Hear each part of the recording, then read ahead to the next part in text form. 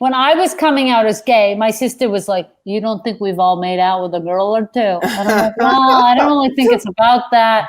And then she was like, you got to watch this movie. She leaned in hard. Hey, everybody. My name's Sharronda Williams, and this is Group Chat.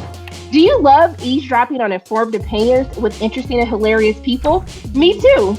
June is Pride Month, and we have a very special group chat today honoring that. How are we doing it? By diving deep into the childhood and prepubescent psyche of our guests with today's topic, the movies and series that made you realize you were queer. Without further ado, let's meet today's panelists who will be chatting with me today. First up, we have comedian and writer Robby Hoffman. Hello, shalom. Next, we have comedian, poet, and maker of miniatures, Corie Johnson. Hi, Corie. Hi. Last but not least, we have journalist and podcaster, Dino Ray-Ramos. Hi, Dino.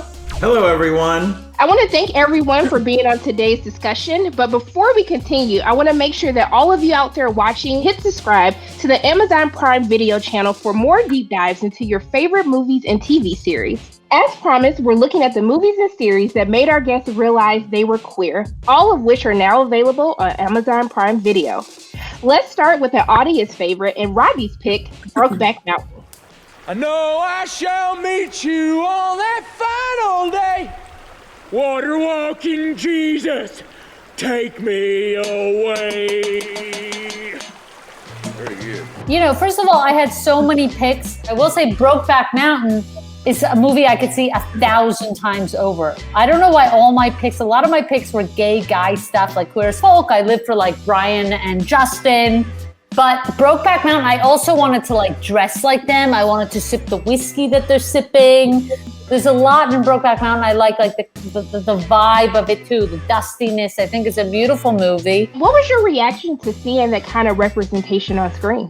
I don't remember being at the age where I was like really thinking about that stuff, but I just loved the movie. And I don't know if this is controversial, but I feel like I grew up at a time where I guess I had a lot of movies to see same-sex couples. I don't think I could claim that I grew up in a time where I didn't see nobody gay. I mean, when L Word came out, I think I was 16 and I didn't really watch it because I already started caring less about whether characters were gay or weren't gay and just thinking so normally about it. It was so normalized where I was, I guess. I think for people in the queer community, BROKEBACK was like, oh my God, we get to see this story that, you know, this mainstream studio movie that has famous actors and it tells this unapologetic queer story. It's directed by this Asian man who makes beautiful movies. And I think for the queer community, we were just like, oh, great. But for everyone outside of the queer community, they were just like, oh my God, two men kissing. How dare they? It's like, oh, well, obviously this movie isn't for you.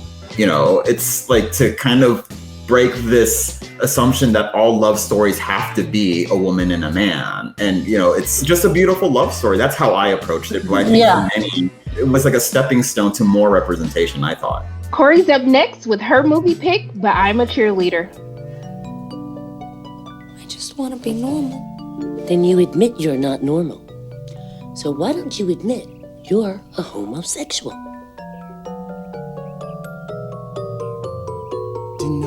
So why don't you like yourself? You're a homosexual. You hug us way too much.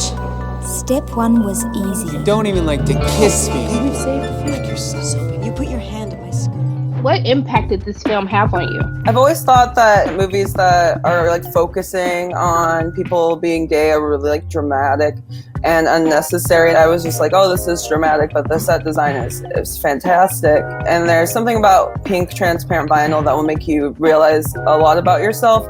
I have what people have been calling a lesbian's dream apartment as far as interior design goes. And if you believe that this movie is what inspired that, ultimately, the hues and the tones in that film are fantastic. The outfits, amazing, inspiring. As you can see, I like a color too. Yeah. And so this, I know I probably sound so insane, just being like, colors made me gay, but I think so. I think they did. No, I think for me, it was like, I liked it because it was camp before I knew what camp was. Same, right? thank you. And the day I found out, the day I heard the term camp, I was like, oh, okay, I get everything now. I think in general, camp is queer. I'm just gonna say it. Yeah, that goes without saying. Yeah. See these? I put these on to show that I'm gay. I've always tried to watch it. Here's the thing. When I was coming out as gay, my sister was like, you don't think we've all made out with a girl or two? And I'm like, no, I don't really think it's about that.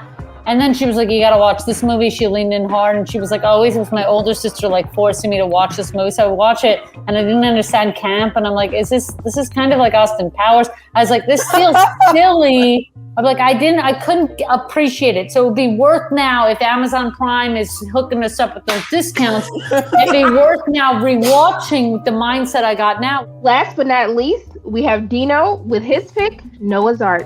I hope they bring our food soon. I gotta pick up Kenya from ballet. God, didn't your obligations to that child end with your failed relationship with her father? It doesn't work like that, Ricky.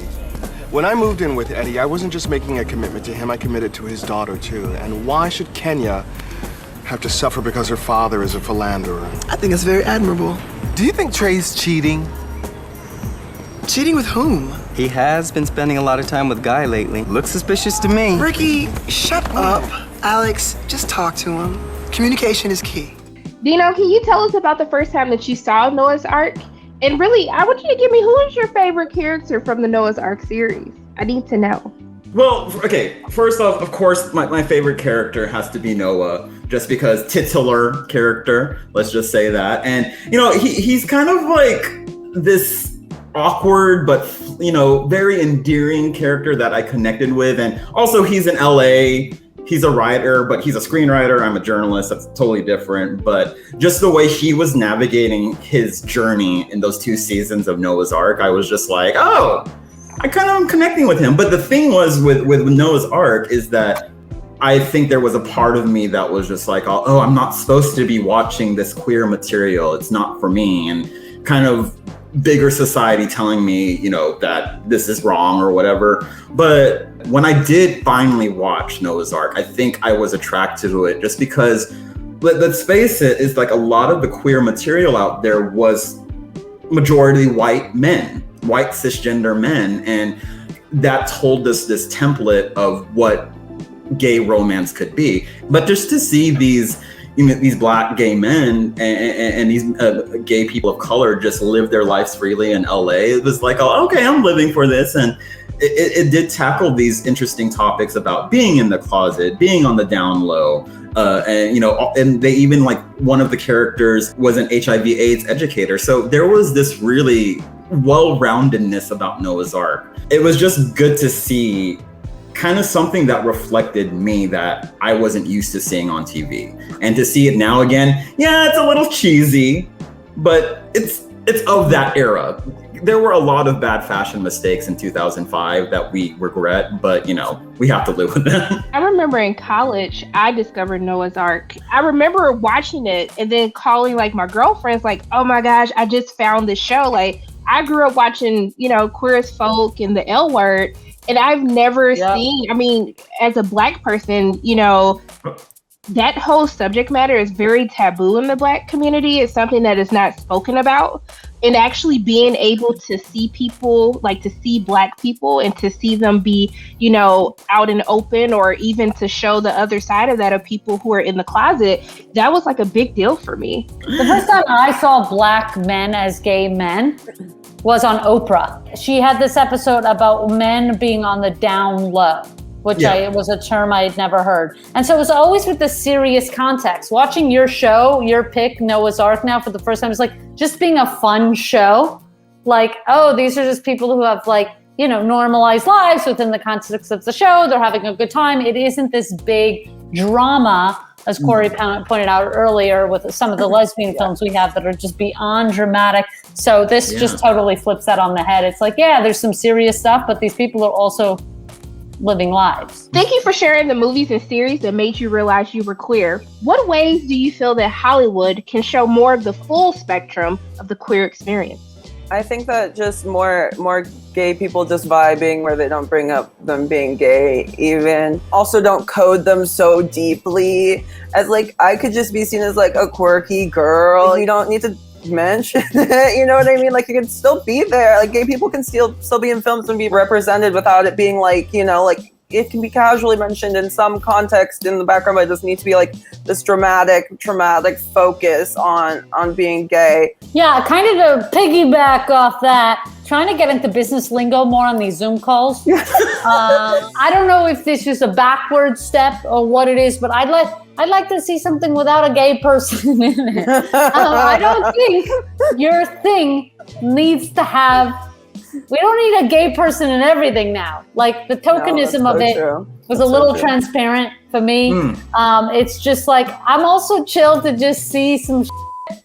And like there wasn't no one gay because that wasn't the story. These people weren't friends with no one gay. I understand that they don't need to talk about me. I don't want, if you don't know what the hell is going on, don't shove me somewhere. I agree with that completely. I feel like they really just, I feel like a lot of people think they need to add a gay person for it to be like okay, and it's like, no, it's okay. No, if anything, you're making it weird. You're making it weird. And you could tell when a lot of TV shows and films shoehorn a queer person into their.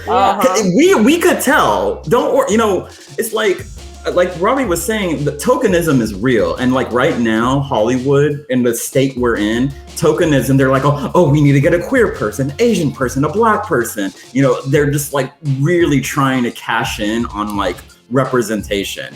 And when you start to do that, it just makes it lose all meaning. Is it authentically coming up? Fantastic. Yeah. If it's not, don't worry about it. If the queer character contributes to the whole narrative, that's when it helps. If they're not going to be multi-layered and just exist outside of their sexuality, I don't want the character. And if your gay person is the savior, if your gay person comes in and fixes everything, I'll tell you don't know shit about gay people. Okay? This is a messy when this comes on screen. That's all I know. Okay, so you don't have to throw me a bone. I'm not fixing nothing when I show up. If anything, we've gone awry. It's gotten worse. Okay. I want to thank all of you today for chatting with me, participating in this episode of Group Chat. I have learned so much. I've had a blast laughing with all of you. And everyone, make sure once again that you like this video. Hit the subscribe button to Amazon Prime Video's YouTube channel. And until the next time, I'll see you soon. Whoa, oh my God. I see the See you later. We have to try everything, right? Hello. This and later. I don't care about the show. I just want a good blooper reel. I want to learn science. You guys are going to make me look like I'm in the show, right? You're going to put in the effects. Replace the green. I don't want to look like an asshole here. Sorry.